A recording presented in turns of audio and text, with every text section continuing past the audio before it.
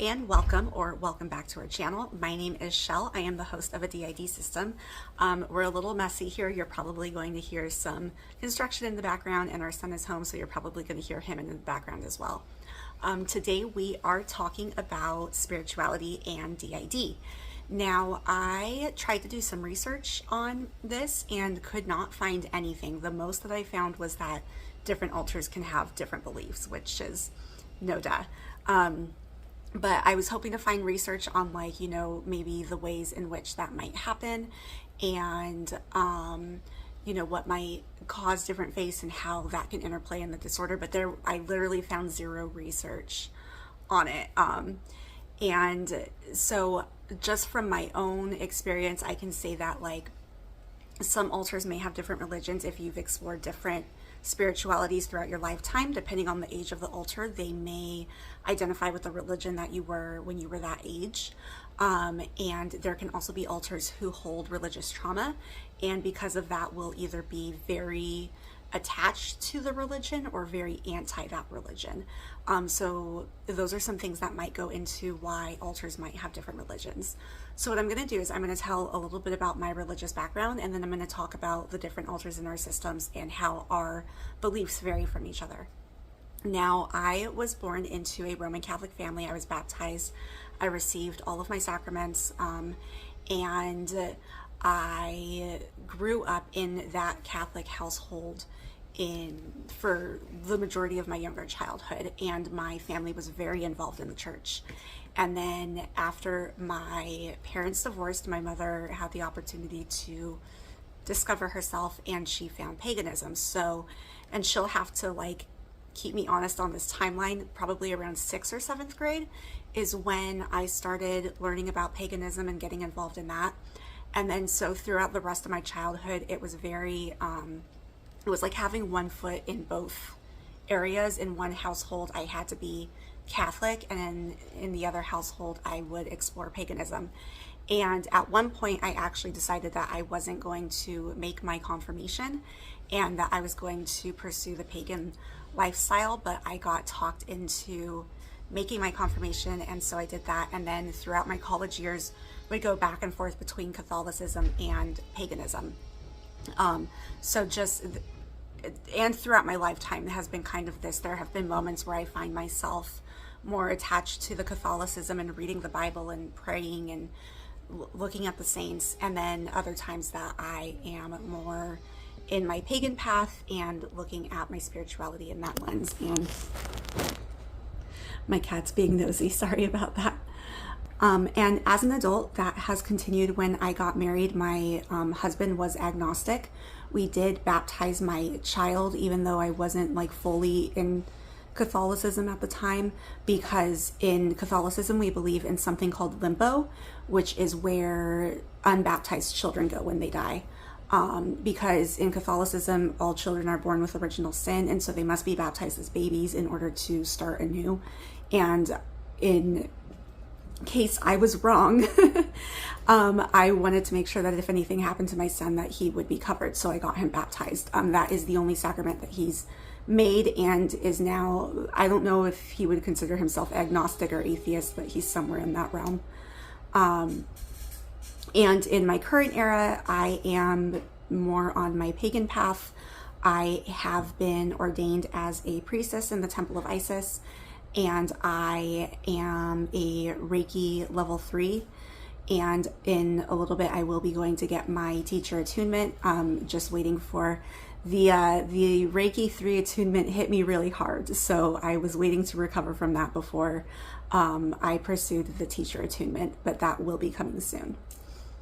And you're not imagining it. The camera angle did change. I realized that it was a little high, so I had to adjust it. So now that I've talked a little bit about my spiritual background, I wanted to talk about the different alters in our system and how spirituality affects us. So I've already mentioned that for me, I am an ordained priestess. I am a Reiki master and am pursuing my master teacher attunement. And I tend to be a resource for friends that are pagan adjacent, and often provide a lot of spiritual guidance for friends that are looking for that. And I get a lot of my information from either my intuition or my guides, or I do a lot of research on the internet to see what other people are saying about things. And then of course my final destination is always my mother, who is a priestess and a Reiki master teacher. And so almost everything that I've learned about my spirituality has come from her. And so whenever I have a question relating to my pagan path, I almost always go to her first.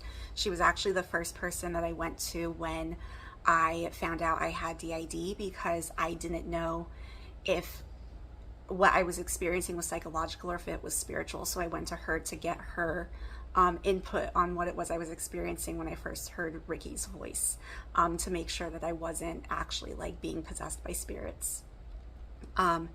Now with a big bulk of the people in our system are, I mean, either agnostic or like lazily Christian, in that like they just don't care. They don't think about religion. They don't think about spirituality. It's not something that is even within their awareness. It's not something that they worry about. And so a lot of times, like, and that can be hard with my pagan practice, because there's certain things that need to be done, like following the cycles of the moon, or for hollow days. And if somebody else is out during that time period, then I'm not able to observe those holidays or those time periods, because, like, for example, Veronica is not going to do a new moon ritual. And then there are some others who do fall into the religion a little bit. So as far as who's pagan in the system is myself. And then it was Shell 3. She actually held a lot of the spirituality when I went through a period that I wasn't in the mental space to be able to continue with that. And so she kind of took that and held it for me. Shell 3 has since fused with Amy. That's a very recent fusion. And so she is now going by Faye, and she is also pagan. Brandy is pagan, but she doesn't practice it as much as I do. Brittany is very pagan. She started out when she came out of dormancy, started out as a spiritual protector, and until she became a more generalized protector. But Brittany is pagan, and she actually has some of her own spiritual path that she follows, and like she has deities that are separate from mine. And then Mary is also pagan. So Mary's background is a little complicated. Her like pseudo past, I guess you would call it, because obviously it's not her real past because she's an altar, but her pseudo past is that she is a ghost. She's a ghost altar, but that her past life she was tried as a witch, and so she holds like very old religion, earth-based spirituality. Now, as far as Cameron goes, Cameron is a little complicated. Cameron will tell you that he is Christo-pagan, and there have been times in my life that I have said that I am Christo-pagan, and in the way that we interpreted this is that we balance Christian ideals with pagan beliefs. And so he kind of sees the Catholic pantheon, for lack of a better word, as just another spiritual path, and so he incorporates that Catholicism into his pagan practices as well. And it makes sense for Cameron because Cameron was there through most of my spiritual crises. So all of that exploration we did together. When I was practicing paganism, he was practicing paganism. When I was practicing Catholicism, he was practicing Catholicism. And 2021 kind of took away my ability to believe in a Christian God. It was a really bad year for me. It's the year I discovered I had DID, and I couldn't rectify that with the belief in a Christian God, whereas Cameron, because he already knew he was part of a system, had already done that work. And so he continues to consider himself Christo-pagan. Megumi tends to follow along with me and Cameron.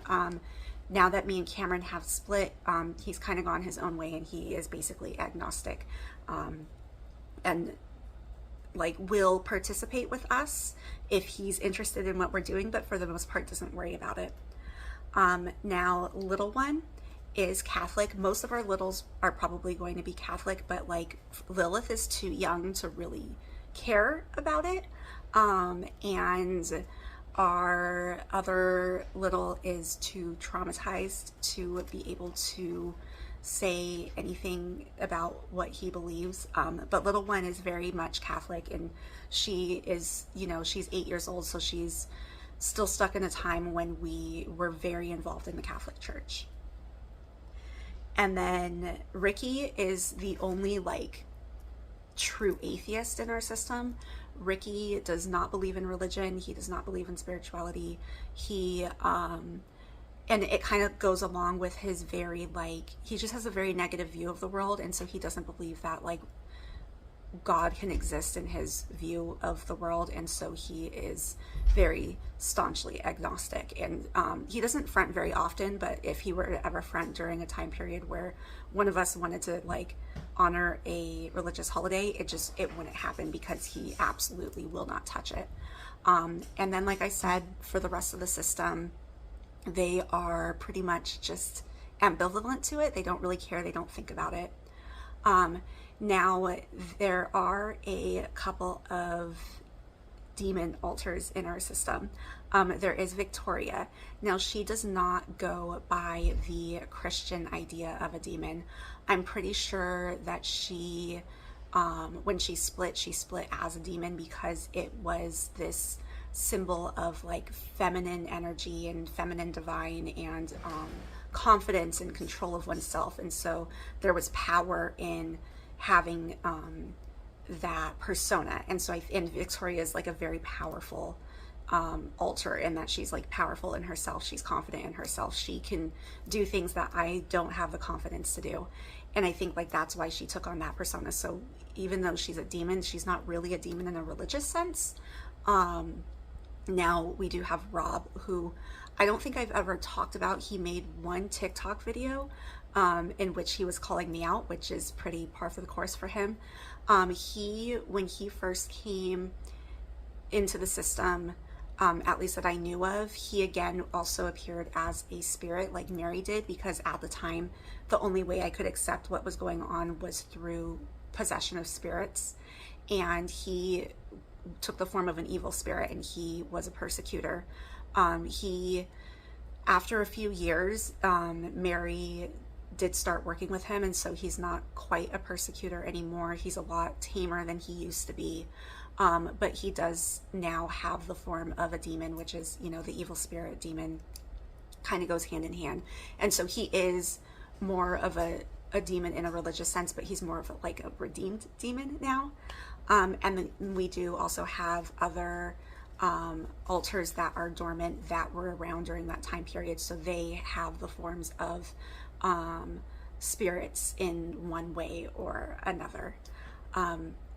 So that's just a little bit about spirituality in our system. It can make things difficult because depending on who's out, you're going to get different answers about philosophy and beliefs.